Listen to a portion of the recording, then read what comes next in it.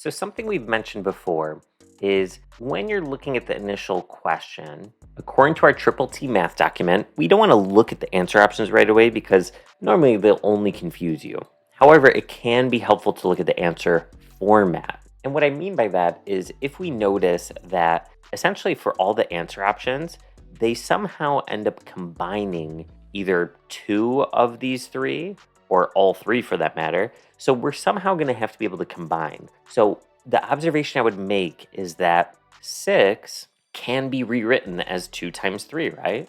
And that can be useful to help us to start combining like terms. So that's what initially stands out to me. So let's run with that. So I could rewrite 6 as 2 times 3, and that 6 is still to the 1/6 power. Well, at that point, I still have the other powers of 2 to the 5/6 and 3 to the 7/6. And let's start looking at some of our properties of exponent. So here we have a power raised to this product. So we know we're going to have to distribute that exponent to each of these. And when we do so, we have 2 to the 1/6 times 3 to the 1/6. And then we still have times 2 to the 5/6 and 3 to the 7/6. So notice we have these powers both with a base of 2 and these ones both with a base of 3. So when we go to page 34, which is side 3 of our math reference document, notice we have these 5 properties of exponent. And we mentioned we essentially have a product of powers.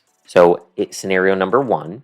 And when that occurs, you rewrite the base, which in this case was x, and then you essentially add the exponents. So when we rewrite the base of 2 and add the exponents of 1/6 and 5/6, use your calculator if you feel the need to, but 1/6 plus 5/6 is 6/6, which is equivalent to 1. And then for the 3, you have 1/6 plus 7/6, which is 8/6, and that reduces to 4/3. And then I'm going to go ahead and look at the answer options. Man, that's still not giving me what I'm looking for. So the other observation is that this exponent is an improper fraction, which means that the value is greater than 1. So I'm going to take that rational exponent form and turn it into radical form. And if we go to the same math reference document and just shift over to the right, notice we can take it from rational exponent form and put it in radical form if we reread it from going, let's say 64 to the 1/3 top to bottom to 64 to the 1/3 right to left. So I could say 3 to the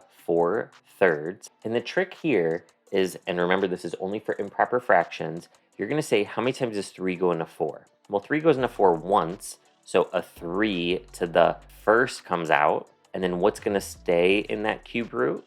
Well, since 3 went into 4 once, but with how much left over?